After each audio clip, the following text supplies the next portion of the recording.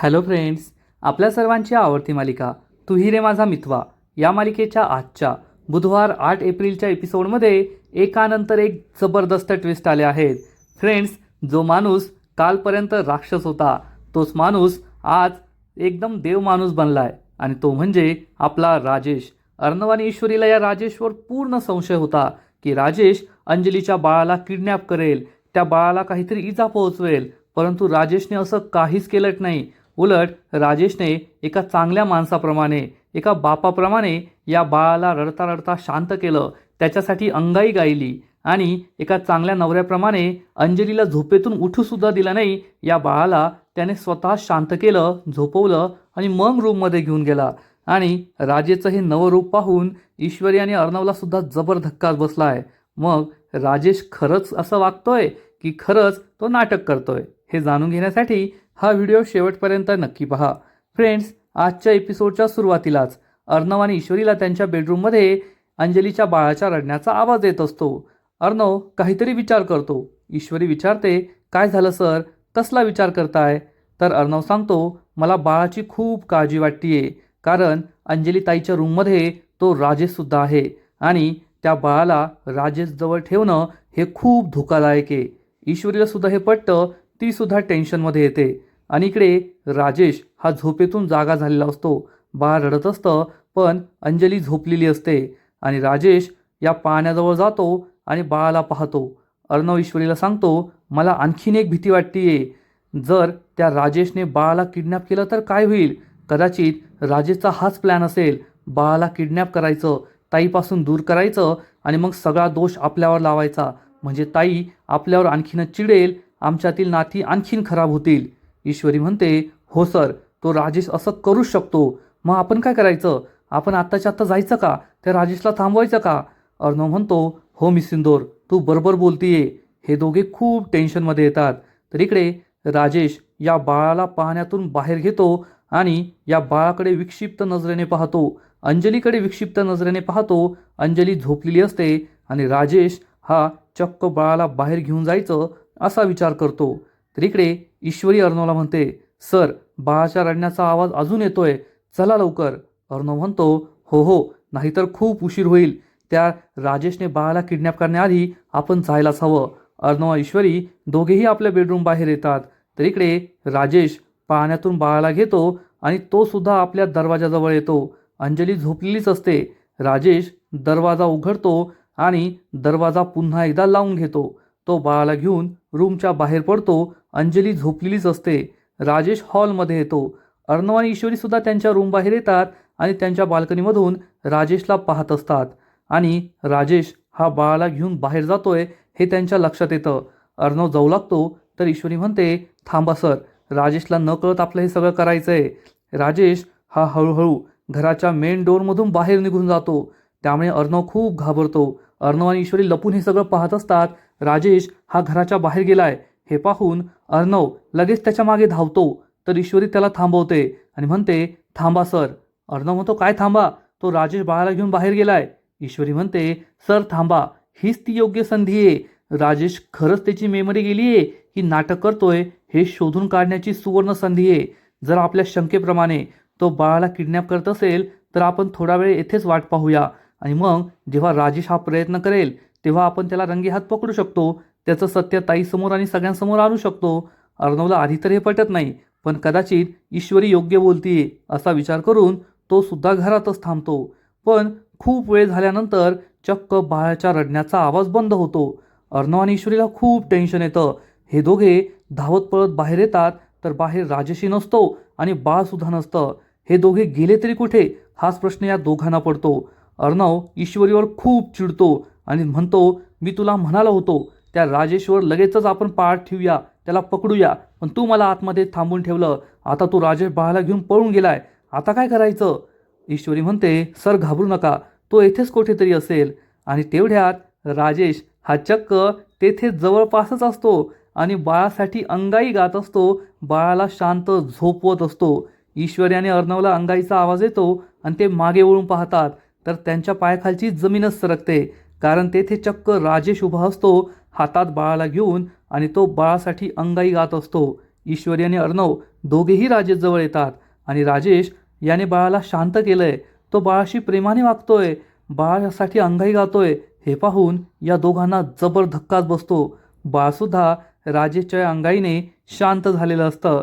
खरंच हे बाळ खूप क्यूट आहे. राजेशसारख्या नराधमाला सुद्धा त्याने बदललंय असंच वाटतंय. अर्णव आणि ईश्वरीला कळतच नाही की या राजेशचं नेमकं काय चाललंय. राजेश मात्र या बाळासाठी अंगाई गात असतो, त्याच्याशी हसून बोलत असतो, लढिवाळपणे बोलत असतो. अर्णव आणि ईश्वरी त्याच्याकडेच पाहत असतात आणि मग राजेश तेथे असलेल्या सोफ्यावर बसतो आणि तेवढ्यात त्याला ईश्वरी आणि अर्णव दिसतात. राजेश विचारतो, अरे साहेब, तुम्ही येथे काय झालं?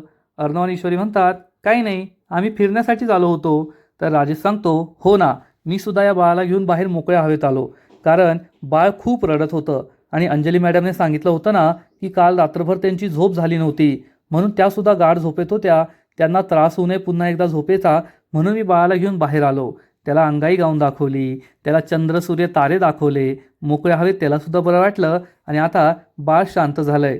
अर्णव आणि ईश्वरीला काय बोलावं ते कळतच नाही. ईश्वरी म्हणते, जिजू खूप छान, तुम्ही बाळाला चांगलं सांभाळलं, बरं झालं तुम्ही बाळाला शांत केलंस. राजेश विचारतो, पण तुम्ही येथे काय करत होता? अर्णव आणि ईश्वरी सांगतात, आम्ही सुद्धा मोकळ्या हवेत फिरायला झालो होतो, आम्हाला झोप लागत नव्हती म्हणून.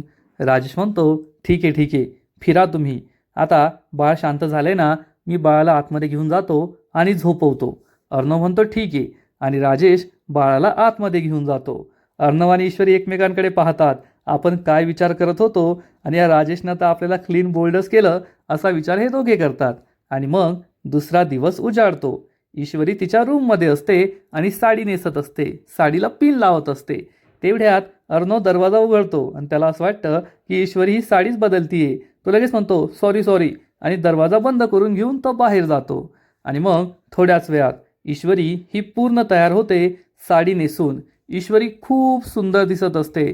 आज तिने निळ्या रंगाची छान साडी नेसलेली असते, त्याचबरोबर नाकात नथ, सुंदर मेकअप, दागिने, यात तिचं सौंदर्य आणखीनच खुलून दिसतं.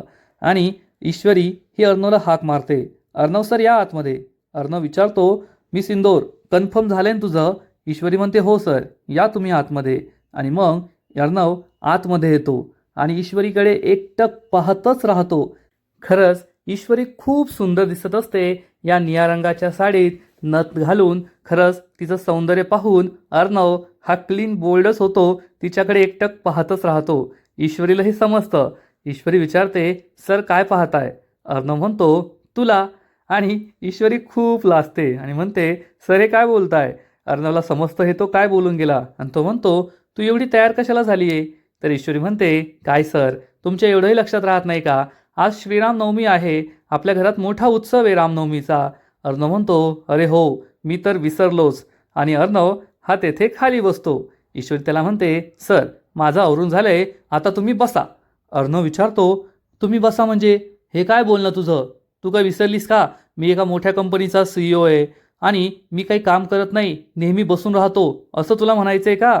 ईश्वरी म्हणते, सर मग तुम्हीच मला सांगा, सणाच्या दिवशी तुम्ही पुरुष माणसं काय करतात? एकतर घरात बसून राहतात किंवा मोबाईलवर स्क्रोल करत राहतात. अर्णव चिडून म्हणतो, मी सिंदोर, बाकीच्या पुरुषांचं मला माहीत नाही, पण मी एका मोठ्या कंपनीचा CEO आहे आणि माझा मोबाईल हे सुद्धा माझं ऑफिसच आहे. मी मोबाईल स्क्रोल करतो म्हणजे टाईमपास करत नाही, तर मी काम करत असतो, हे लक्षात ठेव. ईश्वरी म्हणते, काय माहीत काम करता की टाईमपास करता, तुमचं तुम्हालाच माहीत. अर्णव चिडून म्हणतो, माझे असले आरोप नाही लावायचे बरं का, मी सुद्धा सणाच्या दिवशी काम करू शकतो. चल सांग काय काम करायचंय? काम करतो मी ते. ईश्वरी म्हणते, सर तुम्ही खरंच काम कराल का? अर्णव म्हणतो, हो करेल, काम सांगून तर पहा. ईश्वरी म्हणते, सर आज श्रीरामनवमीनिमित्त अनाथ आश्रमातील काही मुलं आपल्या घरी येणार आहे, जा त्या मुलांना घेऊन या. अर्णव म्हणतो, नाही, हे काम मला नाही जमणार. ईश्वरी विचारते, का नाही जमणार? आता तर तुम्ही म्हणत होता की मला एक काम दे. अर्णव म्हणतो, मी सिंदोर, मला लहान मुलं नाही आवडत, मला दुसरं एखादं काम दे. तर ईश्वरी म्हणते, असं कसं लहान मुलं नाही आवडत? स्वतःच्या भाचीबरोबर तर दिवसभर खेळत बसतात. अर्णव म्हणतो, ती माझी भाची आहे, मला तिचा राग नाही येत, पण दुसऱ्या मुलांबरोबर माझं नाही जमत, ते मला त्रास देतात, म्हणून मला नाही आवडत. ईश्वरी म्हणते, सर मी तुम्हाला रिक्वेस्ट करत नाही आहे, आजीने तुम्हाला ही ऑर्डर दिली आहे की अर्णवला सांग की त्या लहान मुलांना अनाथ आश्रमातून घेऊ नये, तुम्हाला जावंच लागेल. आजीने सांगितलंय म्हणून अर्णवचा नाईलाज होतो. अर्णव म्हणतो ठीक आहे, घेऊन येतो. ईश्वरी अर्णवला बदलायला कपडे देते आणि अर्णव चेंज करून तेथून निघून जातो. तर इकडे ईश्वरीच्या माहेरीसुद्धा श्रीरामनवमीची तयारी सुरू असते आणि नम्रता सगळी तयारी करत असते. त्याच वेळेस शुभ्बू तेथे येतो आणि नेहमीप्रमाणे नम्रताला चिडवतो. नम्रता त्याच्याकडे रागारागाने पाहते. सुप्रिया या दोघांसाठी शिकंजी घेऊन येते आणि नम्रताला चांगला जाब विचारते. नम्रता, तुझं आजकाल जे चालू आहे ना ते मला आवडत नाही आहे बरं का. नम्रता विचारते, आई काय चालू आहे माझं? तर सुप्रिया तिला सांगते, मला शुभ्बूने सगळं सांगितलं आहे. काल आकाश येथे आला होता तुला मनवायला, पण तू त्याच्याशी खूप भांडली. तुझं हे वागणं मला बिलकुल पटत नाही आहे. शुभ्बू हा चक्क माझी चुगली करतोय. त्यामुळे नम्रता खूप चिडते आणि म्हणते, शुभ्बू तू आईचे कान भरले का माझ्या विरुद्ध? तर सुप्रिया म्हणते, त्याने काही कान नाही भरले, त्याने मला सगळं सत्य सांगितलं आहे. आणि नम्रता, तू आता आकाशला माफ करायला हवं, हे भांडण मिटवायला हवं, उगच हे भांडण लांबू नकोस. नम्रता चिडून म्हणते, आई मी त्यांना नाही माफ करणार, त्यांची खूप मोठी चूक झाली आहे. सुप्रिया चिडून म्हणते, मी ना तुझ्यासमोर हात जोडले, तुला काय करायचं ते कर. असं म्हणून सुप्रिया तेथून निघून जाऊ लागते. तर हे भांडण मिटवण्यासाठी शुभ्बू म्हणतो, थांब काकू, तू ही जी शिकंजी बनवली आहे ना ती मी पितो. शुभ्बू ही शिकंजी पितो आणि म्हणतो, काकू तू तर आम्हाला इंदोर की याद दिला दी. खरंच काय शिकंजी बनवली आहे, एक नंबर. सुप्रिया म्हणते, तुझ्यासाठी अजून एक स्पेशल आहे. शुभ्बू विचारतो काय? तर सुप्रिया सांगते, इंदोरी स्पेशल जिलेबी. शुभ्बूला खूप आनंद होतो आणि तो म्हणतो, देसी घीमध्ये बनलेली इंदोरी जिलेबी, वा काकू वा, आत्ताच्या आत्ता घेऊन ये. सुप्रिया निघून जाते आणि शुभ्बू हा नम्रताजवळ बसतो. नम्रता चिडून म्हणते, शुभ्बू तू तर चांगला डबल ढोलकी निघाला, एकीकडे माझ्याशी गोड बोलतो आणि एकीकडे आईकडे माझी चुगली करतो. शुभ्बू म्हणतो, नम्रता तसं नाही आहे, तुमच्या दोघातील भांडण मिटावं म्हणून मी करत होतो. जाऊ दे, आय प्रॉमिस, पुढच्या वेळी जेव्हा तू भांडशील ना तेव्हा मी तुझी बाजू घेईल. नम्रता गप्प बसते आणि इकडे राजेश अंजलीच्या रूममध्ये येतो. अंजली ही तयार होत असते. राजेश तिला विचारतो, अंजली मॅडम तुमचं आवरलं आहे का? अंजली म्हणते, हो हो राजेश, आवरलं आहे माझं, तुम्ही या आतमध्ये. आणि राजेश आतमध्ये येतो आणि विचारतो, आज काही महत्त्वाचं आहे का? बाहेरसुद्धा खूप तयारी चालली आहे आणि तुम्हीसुद्धा छान साडी नेसून सुंदर तयार झाले आहात. तर अंजली सांगते, अहो तुम्ही विसरलात का, आज श्रीरामनवमीचा उत्सव आहे घरात. राजेशला आनंद होतो आणि राजेश म्हणतो, मग मलासुद्धा काही काम सांगा ना. तर अंजली म्हणते, अहो हे काय बोलताय, तुम्ही या घरचे जावई बापू आहात, तुम्हाला कसं काम सांगणार? तर राजेश म्हणतो, नाही नाही, ते चांगले नाही दिसत. घरातील सगळेजण राबताय, काम करताय आणि मी बसून राहणं हे खूप चुकीचं आहे. आणि राजेशचं हे वाक्य ऐकून अंजली मनात विचार करते, किती चांगला माणूस आहे हा आणि सगळे या माणसाला किती वाईट बोलत असतात. आणि अंजली ही राजेशला कपडे देते घालायला. राजेश म्हणतो, एवढे महागातले कपडे? अंजली म्हणते, अहो हे तुमचेच कपडे आहेत, तुम्ही नेहमी हेच कपडे घालतात, जा चेंज करून या. राजेश म्हणतो ठीक आहे आणि तो कपडे चेंज करायला जातो. अंजली खूप दुःखी होते आणि विचार करते, खरंच सोन्याच्या हृदयाचा माणूस आहे हा, सोन्यासारखा किती पवित्र निर्मळ मनाचा आहे, तरीसुद्धा सगळे त्याच्यावर वाईट वाईट आरोप लावतात, त्याला किती वाईट साईड बोलतात, पाण्यात पाहतात. हा विचार करून अंजली रडू लागते. आणि इकडे ईश्वरी ही गूळ किसत असते. कदाचित तिची पुरणपोळीची तयारी सुरू असते आणि त्याच वेळेस आकाश तेथे येतो. आकाशने तोंड लांबवलेलं असतं. ईश्वरी विचारते, आकाश भाऊजी काय झालं, तुम्ही असा चेहरा का उदास केलाय? आकाश म्हणतो, ईश्वरी मला तुझ्याशी महत्त्वाचं बोलायचं आहे. ईश्वरी म्हणते, मग बोला ना, तुम्ही कधीपासून परमिशन मागताय? आकाश म्हणतो, पण कसं बोलावं, कुठून बोलावं तेच कळत नाहीये की कशी सुरुवात करावी. आणि त्याच वेळेस मामी तेथे येते. मामी लपून या दोघांचं बोलणं ऐकू लागते. ईश्वरी विचारते, काय झालं सर, तुम्ही इतके सिरियस का दिसताय? तर आकाश सांगतो, माझं आणि नम्रताचं भांडण झालंय. ईश्वरी म्हणते, नमू दिदी तुमच्याशी भांडली? माझा तर विश्वासच बसत नाही, ती कधी कोणाशी भांडतच नाही. आकाश म्हणतो, ते खरं आहे तुझं, ती कधीच भांडत नाही, पण एका छोट्याशा गोष्टीवरून सुरुवात झाली आणि मग त्याचं मोठं भांडण झालं. आता मी तिची माफी मागतोय, तिला सॉरी म्हणतोय, पण ती मला माफ करायला तयारच नाहीये. मामी हे सगळं ऐकत असते आणि चांगलीच खुश होते. ईश्वरी म्हणते, मग सर मी आता काय करायचं आहे? तर आकाश तिला सांगतो, ईश्वरी तू तिच्याशी बोलशील का, तिचा राग शांत करशील का? आणि तिला आणखीन एक भीती वाटतीये. ईश्वरी विचारते, कसली भीती? तर आकाश सांगतो, आपल्या घरात सध्या जे वातावरण सुरू आहे त्यामुळे आमचं लग्न लांबलं जात आहे आणि ती थोडीशी इन्सिक्युअर झाली आहे. त्यामुळे मला असं वाटतंय की तू घरातील लोकांशी बोलावं आणि आमचं लग्न लवकरात लवकर लावून द्यावं, म्हणजे आमच्यातील भांडणंसुद्धा कमी होतील. मामीला खूप राग येतो आणि त्याच वेळेस मामी समोर येते आणि म्हणते, वा रे वा, आमच्या घरचा सुपुत्र आकाश. अरे येथे घरात काय वातावरण सुरू आहे? जावई बापूंचा अपघात झाला आहे, त्यांची मेमरी गेली आहे, अंजलीची अचानक डिलिव्हरी झाली, घरात सगळे एकमेकांवर चिडलेले आहेत आणि तू गुडघ्याला बाशिंग बांधून तयार झालाय, लग्न करायला निघालाय. आकाश आणि ईश्वरीला खूप राग येतो आणि मग मामी ईश्वरीवर घसरते. ईश्वरी, मला माहिती आहे माझ्या मुलाचे कान तूच भरले असतील, कारण तुला तुझ्या त्या बहिणीला या घरात आणायची घाई झाली असेल ना, आणि आता तू लवकरच त्यांचं लग्न लावून देण्यासाठी नवीन प्लॅन बनवशील. ईश्वरी मामीला समजवण्याचा प्रयत्न करते. मामी, मी असं काहीच केलेलं नाहीये आणि आकाशसारख्या लहान आहेत का मी सांगेल आणि ते लगेच माझं ऐकतील असं व्हायला? तर मामी म्हणते, ईश्वरी, माझा आकाश तर लहान नाहीये आणि मी सुद्धा लहान नाहीये. तुझे सगळे प्लॅन आहे ना मला चांगलेच कळतात. आणि ईश्वरी ही गप्प बसते. मामी आकाशला ठणकावून सांगते, आकाश, घरातलं वातावरण खूप खराब आहे आणि जोपर्यंत सगळं काही निवळत नाही तोपर्यंत तुझं लग्न नम्रताशी होऊ शकत नाही, हे लक्षात ठेवायचं. असं म्हणून मामी तेथून निघून जाते. आकाशला खूप वाईट वाटतं. आकाश म्हणतो, मॉमशी बोलून तर काही फायदाच नाहीये. तर ईश्वरी म्हणते, आकाश भाऊजी शांत व्हा, मामींचं मला पटतंय. जोपर्यंत घरातील वातावरण शांत होत नाही तोपर्यंत तुमचं लग्न होणं योग्य नाहीये. मी नमुताईशी बोलते, तिला समजावते, ती तुम्हाला माफ करेल, काळजी करू नका. आकाश म्हणतो ठीक आहे आणि तो तेथून निघून जातो. आता नम्रताला कसं मनवायचं हाच प्रश्न ईश्वरीला पडतो. दुसरीकडे अर्णव अनाथ आश्रमातील मुलांना घेण्यासाठी अनाथ आश्रमात आलेला असतो आणि तेथे एक शिक्षक असतात. ते विचारतात, तुम्हीच अर्णव राजेशिर्के आहात का?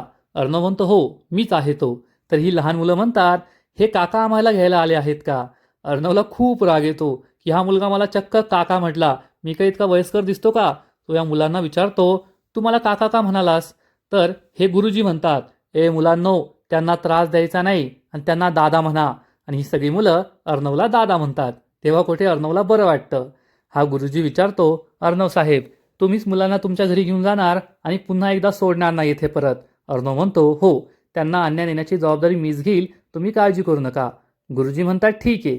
आणि गुरुजी अर्णवला नमस्कार करून तेथून निघून जातात. अर्णव या सगळ्या मुलांना म्हणतो, चला बसा गाडीत. आणि सगळी मुलं गाडीत बसतात, दंगामस्ती सुरू करतात. अर्णव त्यांच्याकडे पाहत राहतो. तर एक अतिशहाणा मुलगा म्हणतो, ए दादा, बाहेर कशाला उभा आहेस? किती गरम होतोय, चल आतमध्ये आणि एसी लाव. अर्णवला समजतं ही मुलं चांगलीच खट्याळ आहेत. अर्णव हा आतमध्ये बसणार तर एक चांगलाच खट्याळ मुलगा अर्णवच्या सीटवर एक छोटीशी शिट्टी ठेवून देतो. अर्णव त्यावर बसतो तर पी असा जोरात आवाज येतो आणि सगळी मुलं अर्णववर हसू लागतात. अर्णवला खूप राग येतो. अर्णव विचारतो, कुणी केलं हे सगळं? बोला, शांत बसा. सगळी मुलं खूप घाबरतात. अर्णव त्यांना सीट बेल्ट लावायला सांगतो.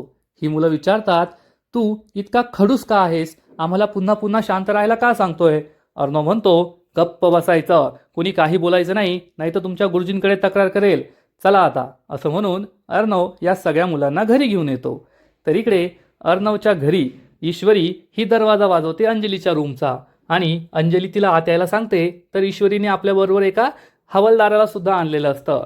हा हवालदार सांगतो, जेव्हा राजेश साहेबांचा अपघात झाला होता तेव्हा त्यांचा मोबाईल तेथे सापडला होता. आम्ही तपास करण्यासाठी हा मोबाईल ताब्यात घेतला. आता तपास झालाय तर आम्ही तो परत द्यायला आलो आहोत. असं म्हणून तो अंजलीला हा मोबाईल परत देतो आणि अंजलीच्या रजिस्टरवर सह्या घेतो. अंजली विचारते, तुम्हाला या प्रकरणाबद्दल काही कळलंय का? म्हणजे हा घातपात होता का? कुणी जाणून बुजून त्यांचा अपघात केलाय का? तर हा हवालदार सांगतो, नाही, अजून तसे काही पुरावे मिळालेले नाहीये. तर अंजली चिडून म्हणते, हवालदार साहेब, तुम्हाला काय करायचं असेल ते करा, पण हा घातपात आहे की खरंच अपघात आहे हे लवकरात लवकर शोधून काढा. जर हा घातपात असेल तर त्या गुन्हेगारांना सोडायचं नाही. हवालदार हो म्हणतो आणि तेथून निघून जातो. ईश्वरी या राजेशकडे पाहते की त्याचं काय चाललंय आणि ती सुद्धा रूम बाजून बाहेर पडते. आणि राजेशला तर काही माहीतच नसतं, जसं काय तो मी नव्हेच अशी नाटकं तो करत असतो. अंजली त्याला म्हणते, चला राजेश, आता आपल्याला बाहेर जायचंय. आणि हे दोघेही रामनवमीच्या उत्सवासाठी बाहेर जातात. ईश्वरी ही किचनमध्ये असते, स्वयंपाक बनवत असते आणि सुप्रियाला कॉल करते. सुप्रिया तिला विचारते, तिकडे श्रीरामनवमीचा उत्सवाची सगळी तयारी झाली आहे ना? ईश्वरी सांगते, हो आई, मी सगळी तयारी करतेय आणि काही अडलं की आजीला विचारतेय, आजी मला सगळं सांगताय. सुप्रिया तिला सांगते, ईश्वरी, आता तुम्ही जो श्रीरामनवमीचा प्रसाद बनवणार आहात तो साधू संत आणि गोरगरिबांच्या पोटात गेला पाहिजे, म्हणजे तुमची ही पूजा फळेल आणि तुमच्या घरात जे काही सुरू आहे ते सगळं शांत होईल, तुमच्या घरात शांती येईल. ईश्वरी म्हणते, ठीक आहे आई, मी असंच करेल. आणि मग ईश्वरी ही सुप्रियाला विचारते, आकाश सर आणि नमुताईमध्ये काही भांडण झालंय का? सुप्रिया सांगते, हो ना, त्यांच्यात भांडण झालंय आणि नम्रता खूप चिडलीये. बिचारा आकाश तिला सॉरी म्हणतोय पण ती काही ऐकायला तयार नाहीये. ईश्वरी म्हणते, नमुताई कधी चिडत नाही आणि चिडली की लवकर राग सोडत नाही आणि या दोघींच्या मस्त गप्पा सुरू असतात. ईश्वरी म्हणते, ठीक आहे आई, मी नमुताईशी बोलेल. आणि मग या दोघीही फोन कट करतात. इकडे अर्णव या सगळ्या अनाथ आश्रमातील मुलांना घेऊन आपल्या घरी पोहोचतो. घरी आल्यावर सगळी मुलं दंगाच करत असतात. अर्णव त्यांना शांत राहायला सांगतो. हे माझं घर आहे, येथे दंगामस्ती करायची नाही, हाताची घडी तोंडावर बोट. ही सगळी मुलं विचारतात, ए दादा, तू नेहमी असाच ओरडत राहतोस का रे? तुला बोललेलं आवडत नाही का? अर्णव म्हणतो, हो, मला बोललेलं आवडत नाही, कारण या घरात माझी जी बायको आहे ना, ती सुद्धा तुमच्यासारखी नॉन स्टॉप बडबड करत असते आणि तिची बडबड ऐकून ऐकून माझ्या कानांना त्रास होतोय, म्हणून तुम्ही मला त्रास देऊ नका. ही मुलं म्हणतात, मग तू जसं आम्हाला गप्प बसवतोय तसं तुझ्या बायकोला सुद्धा गप्प बसवत असशील. अर्णव म्हणतो, तिने माझं ऐकलं तर पाहिजे, एक वेळ तुम्ही माझं ऐकाल, पण ती काही माझं ऐकत नाही. आणि ही सगळी मुलं तोंडावर बोट ठेवून घरामध्ये येतात. इकडे ईश्वरी मस्त मोतीचूरचे लड्डू बनवत असते. तेवढ्यात अर्णव सगळ्या मुलांना घेऊन आतमध्ये येतो. ईश्वरीला पाहून ही मुलं विचारतात, ताई तुम्ही कोण आहात? तर अर्णव म्हणतो, हा काय प्रश्न आहे, ही ईश्वरी आहे. मुलं म्हणतात, यांना तर काही कळतच नाही. ते ईश्वरीला विचारतात, हा खडूस दादा तुमचा कोण आहे? ईश्वरी सांगते, हा माझा नवरा आहे. तर ही मुलं म्हणतात, याने आम्हाला पूर्ण रस्त्यात गप्प बसवलं, नुसता ओढत होता, एक नंबरचा खडूस आहे, तुम्हाला सुद्धा असंच ओढत असेल ना? ईश्वरी म्हणते, ते जाऊ द्या. अर्णवला खूप राग येतो. ईश्वरी विचारते, तुम्हाला मोतीचूरचे लाडू खायचेत का? सगळे मुलं हे किचनकडे धावत पळत जातात. ईश्वरी आणि अर्णव सुद्धा येतात आणि ही मुलं आम्हाला असं करत असतात. अर्णव सगळ्यांना ओरडून म्हणतो, सगळ्यांनी तिकडे जाऊन उभं राहायचं, कुणीच दंगामस्ती करायचा नाही. अर्णव त्यांच्यावर चिडत असतो आणि ईश्वरी त्यांना शांत बसवत असते. पण या मुलांच्या दंगामस्तीमुळे अर्णवला मात्र त्रास होत असतो. ईश्वरी खुश असते आणि आजचा एपिसोड येथेच संपतो. फ्रेंड्स, तू ही रे माझा मितवा या मालिकेचा आजचा एपिसोड खरंच खूप भारी होता, खूप इंटरेस्टिंग होता. आजच्या एपिसोडमध्ये तर राजेशचं सत्य ईश्वरी आणि अर्णवसमोर नाही आलंय. उलट राजेश असं काहीतरी करतोय की काही दिवसानंतर राजेशची खरोखरच मेमरी गेली आहे आणि तो चांगला माणूस आहे असं सगळ्यांनाच पटेल असं दिसतंय. आजचा एपिसोड तर भारी होता, पण या मालिकेचा पुढील एपिसोड आणखीन भारी असणार आहे, आणखीन मोठा ट्विस्ट या मालिकेत येणार आहे. मग नेमकं घडणार तरी काय? तर फ्रेंड्स, पुढील एपिसोडमध्ये आपण पाहू. ईश्वरी अर्णवला सांगेल, अर्णव सर, थोड्या वेळ आधी घरी हवालदार आले होते, त्यांनी राजेशचा जुना फोन त्यांना परत दिलाय. आपल्याकडे एक जुनं सिम कार्ड आहे, तुम्ही ते जुनं सिम कार्ड तुमच्या मोबाईलमध्ये टाका आणि मग जेव्हा सगळेजण श्रीरामचंद्रांची आरती करत असतील त्यावेळेस तुम्ही घराबाहेर जा आणि त्या राजेशच्या मोबाईलवर फोन करा. जर राजेशला त्याची जुनी रिंगटोन आठवली आणि तो आपल्या फोनकडे गेला, त्याने फोन उचलला, तर समजून जायचं की राजेश हा नाटक करतोय, त्याला सगळं आठवतंय. अर्णव यासाठी हो म्हणेल आणि मग थोड्या वेळानंतर अर्णव हा जाणून बुजून घराबाहेर जाणार आणि राजेशला फोन करणार. राजेशच्या फोनची रिंगटोन वाजत असेल, ईश्वरी लक्ष देईल की राजेश त्याचा फोन घ्यायला जातोय की नाही. मग आता राजेश त्याचा फोन घ्यायला जाणार का? राजेशचं नाटक या प्लॅनमुळे समोर येईल का? हे जाणून घेण्यासाठी तर पुढील एपिसोड पाहावा लागेल. आणि पुढील एपिसोड पाहण्यासाठी व्हिडिओला लाईक करा, शेअर करा, चॅनलला सबस्क्राईब करून बेल आयकॉनवर क्लिक करा. म्हणजेच तू ही रे माझा मितवा या मालिकेचे नवीन नवीन एपिसोड तुम्हाला सर्वात आधी पाहायला मिळतील. खूप खूप खूप धन्यवाद.